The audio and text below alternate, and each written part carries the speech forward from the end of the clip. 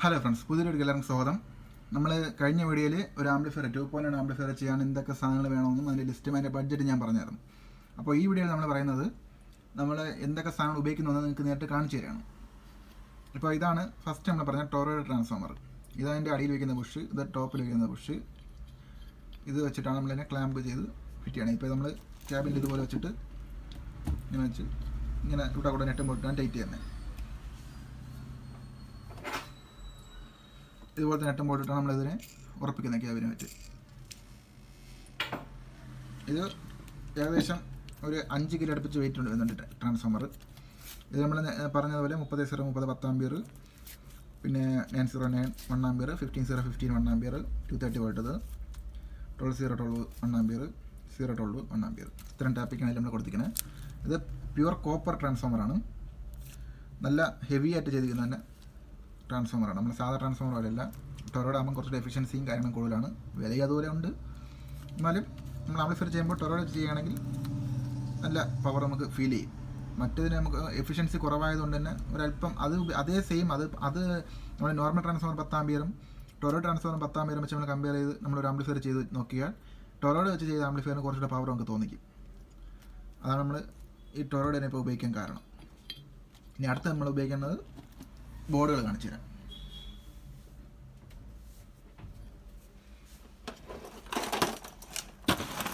ഇതൊക്കെയാണ് നമ്മൾ ഈ ആംപ്ലിഫയർ അസംബ്ലി ചെയ്യാൻ ഉപയോഗിക്കുന്ന സാധനങ്ങൾ.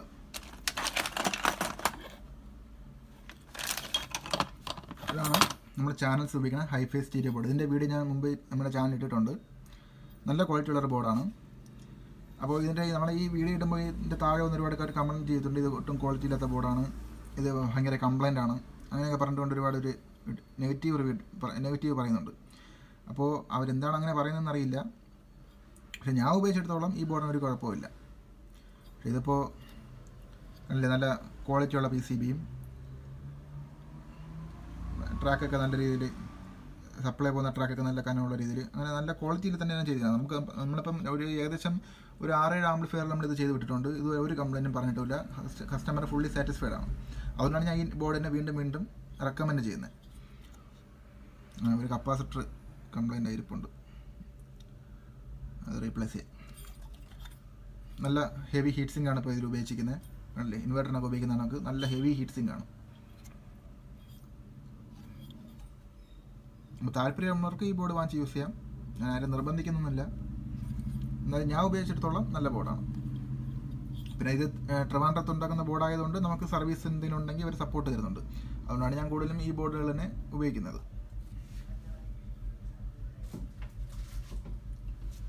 പിന്നെ അടുത്തത് നമ്മൾ സബിന് ഉപയോഗിക്കുന്നത്, അതുകൊണ്ട് DTECൻ്റെ തന്നെ 4 ട്രാൻസിസ്റ്റർ ബോർഡാണ്.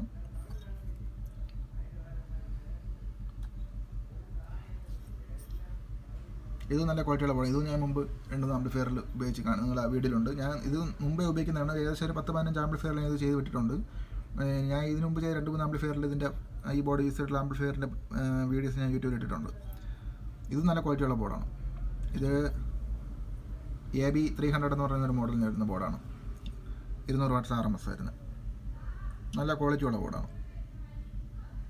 മാക്സിമം നമുക്ക് 48-0-48 വരെ DC കൊടുക്കാമെന്നാണ് ഇത് എഴുതിക്കുന്നത്. ഇതും നല്ല heavy heat sink, inverter type heat sink വെച്ചാണ് ഇത് ഇറങ്ങുന്നത് ഈ ബോർഡ്. ഇനി നമുക്ക് ഇതിൻ്റെ സബ് ഫിൽറ്ററും നോക്കാം.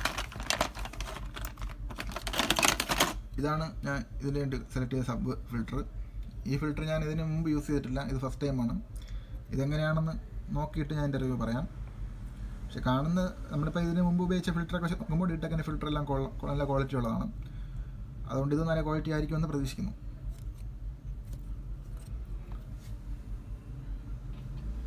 പിന്നെ അടുത്ത് നമ്മൾ ടോൺ കൺട്രോൾ. ഇത് എൻ്റെ ഒരു ഫേവറേറ്റ് ടോൺ കൺട്രോളാണ്.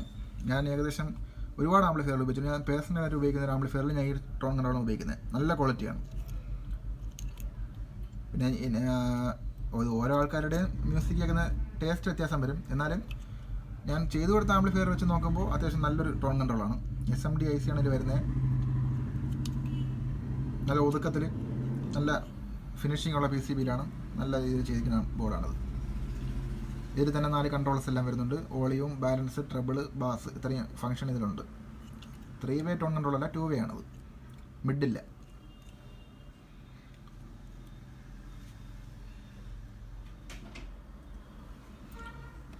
അതുപോലെ നമ്മളൊരു ചെറിയ ഗെയിനർ ബോർഡ് ഉപയോഗിക്കുന്നുണ്ട് അതിൽ. USB-യിൽ നിന്ന് ഗെയിനർ ബോർഡ് വഴിയാണ് നമ്മൾ ബാക്കി ബോർഡുകളിലേക്ക് കൊടുക്കുന്നത്. അതിൻ്റെ ബോർഡാണിത്. ഇതും DTECൻ്റെ ബോർഡ് തന്നെയാണ്. ഇത് നല്ല ക്വാളിറ്റിയുള്ള നല്ല ഫിനിഷിംഗ് ഉള്ള നല്ലൊരു ബോർഡാണിത്.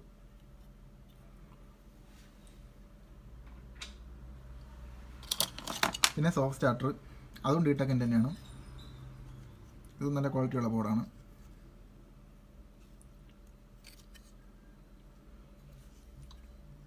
പിന്നെ ടൊറോയ്ഡ് ട്രാൻസ്ഫോമർ വെച്ചാണ് ആംപ്ലിഫയർ ചെയ്യുന്നതെങ്കിൽ ഇത് ഉപയോഗിക്കുന്നത് മസ്റ്റാണ്.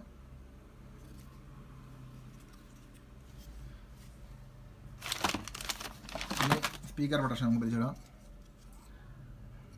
ഇത് 2.1 സ്പീക്കർ പ്രൊട്ടക്ഷൻ. ഇത് ബിസ്മീരയാണ് ഇതെടുത്തിരിക്കുന്നത്. ഇത് DTECനും ഇതേ സെയിം മോഡലുണ്ട്. DTECൻ്റെ കോപ്പിയാണ് ഈ ബിസ്മീര ഇത് സ്പീക്കർ പ്രൊട്ടക്ഷൻ. ഇത് സെയിമാണ് DTEC ഇറക്കുന്നത്.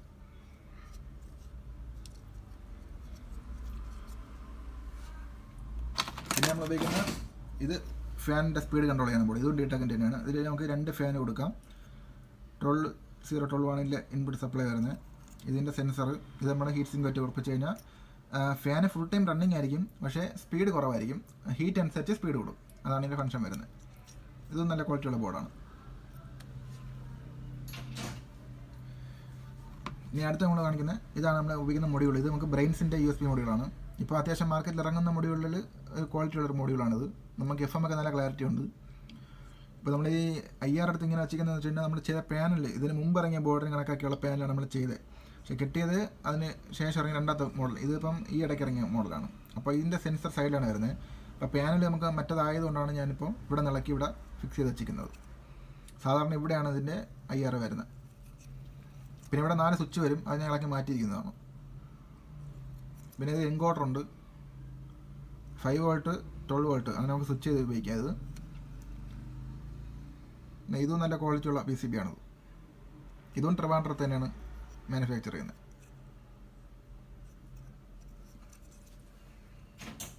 പിന്നെ നമുക്ക് 2 വ്യൂ മീറ്റർ ഉപയോഗിക്കുന്നുണ്ട്. ഇതാണ് വ്യൂ മീറ്റർ നമ്മൾ ഉപയോഗിക്കുന്നത്. എക്സ്ട്രീമിൻ്റെ 2 ഉപയോഗിക്കുന്നുണ്ട് അതുപോലെ. പിന്നെ നമ്മൾ ഇതാണ് ഇതിൽ ഉപയോഗിക്കുന്ന ബോട്ടം ബുഷ്, ഗോൾഡ് കളർ.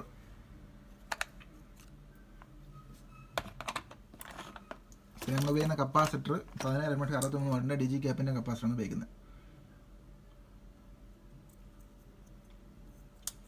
അത്യാവശ്യം നല്ല ക്വാളിറ്റിയുള്ള കപ്പാസിറ്ററാണ്. പിന്നെ 2 കൂളിംഗ് ഫാൻ ഉപയോഗിക്കുന്നുണ്ട്. ഇത് സ്റ്റോൺ പ്രോ എന്ന ബ്രാൻഡിൻ്റെയാണ്. ഇതാണ് ബ്രെയിൻസിൻ്റെ റിമോട്ട്. സാധാരണ റിമോട്ട് അപേക്ഷിച്ച് അത്യാവശ്യം കാണാൻ നല്ല ഭംഗിയുള്ള റിമോട്ടാണ് ബ്രെയിൻസിൻ്റെ. നല്ല ക്വാളിറ്റി ഉണ്ട്, അല്ലേ? നല്ല ക്വാളിറ്റിയുള്ള റിമോട്ടാണ്.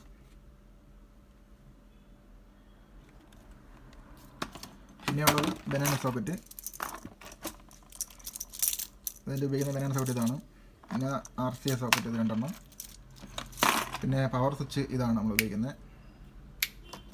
ഇത് ഫ്യൂസ് കാരിയർ. പിന്നെ ഇത് നമ്മൾ ഓക്സിലറി സപ്ലൈക്ക് വേണ്ടിയിട്ടുള്ള ഡയോഡും അതിൻ്റെ കപ്പാസിറ്ററുകളാണ്. പിന്നെ ഇതാണ് ഞാൻ പറഞ്ഞ കമ്പ്യൂട്ടർ പവർ സോക്കറ്റിൻ്റെ സോക്കറ്റും അതിൻ്റെ കോഡ്. ഇത് നമ്മൾ ഉപയോഗിക്കുന്ന ഡയോഡ് ത്രീനിക്സിൻ്റെ 3510 എന്ന് പറയുന്ന മോഡൽ ഡയോഡാണ്. ഇതാണ് ഞാൻ പറഞ്ഞ LED-ക്ക് ഉപയോഗിക്കുന്ന സ്വിച്ച്. ഈ LED-ക്ക് വേണ്ടി നമ്മൾ ഓൺ ഓഫും ചെയ്യാൻ വേണ്ടി സ്വിച്ച് ഉപയോഗിക്കുന്നത്. ഈ ടൈപ്പ് LED ആണ് നമ്മൾ അതിൻ്റെ ലൈറ്റിങ്ങിൻ്റെ ഉപയോഗിക്കുന്നത്. മുമ്പ് സ്റ്റിക്കർ ലൈറ്റാണ് ഉപയോഗിച്ചുകൊണ്ടിരുന്നത്, പക്ഷേ അത് സ്ട്രിപ്പ് ലൈറ്റ്. പക്ഷേ അത് കുറച്ച് ദിവസം കഴിയുമ്പോൾ ഇടയ്ക്കിടയ്ക്ക് വരുന്ന കത്താതെയൊക്കെ ആവും. അതുകൊണ്ട് നമ്മളിപ്പോൾ ഈ LED ഉപയോഗിക്കുന്നത്. ഇതാകുമ്പോൾ വലിയ കുഴപ്പമൊന്നുമില്ല. 12 വോൾട്ട് കൊടുത്തു കഴിഞ്ഞാൽ നല്ല പ്രകാശമുണ്ട്, ഒതുങ്ങിയിരിക്കുകയും ചെയ്യും. പിന്നെ വോളിയത്തിനും സബിൻ്റെ കൺട്രോളിനും വേണ്ടി 2 നോബ് നമ്മൾ ഇത് വോളിയം കൺട്രോൾ എടുത്തിട്ടുണ്ട്. ഇത് നല്ല ക്വാളിറ്റിയുള്ള ടൈപ്പാണ്. പൊടിയൊന്നും അകത്ത് കയറി ഇടയ്ക്ക് സൗണ്ടൊന്നും ഉണ്ടാക്കില്ല. നല്ല ക്വാളിറ്റിയുള്ള സാധനമാണത്. സ്റ്റീരിയോ ആണത്. അത് 2 എടുത്തിട്ടുണ്ട്. പിന്നെ നമ്മൾ പവർ സപ്ലൈ PCB.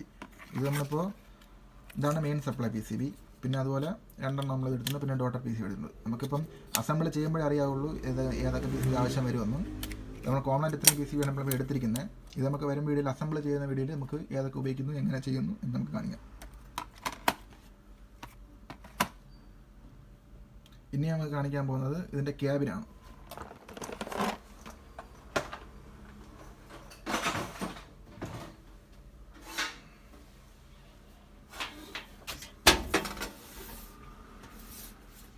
ഇതാണ് നമ്മൾ ഉപയോഗിക്കുന്ന ക്യാബിൻ.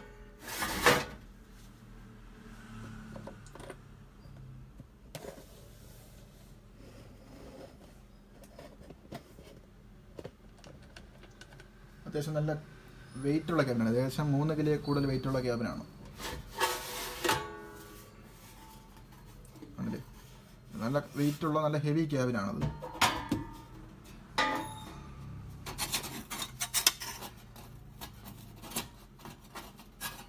ഇതിൻ്റെ ഫ്രണ്ടിൽ ഈ കട്ടിങ് വരുന്ന ഭാഗത്ത് മറച്ച് വരുന്നതാണ്. അതായത് പാക്കിങ് നമ്മൾ ഈ ട്രാൻസ്പോർട്ടേഷൻ സമയത്ത് ചളങ്ങാതിരിക്കാൻ വേണ്ടിയിട്ട് ഇവിടെ എല്ലാം സപ്പോർട്ടിങ് വേണ്ടി ഇങ്ങനെ വച്ചിരിക്കുന്നതാണ്.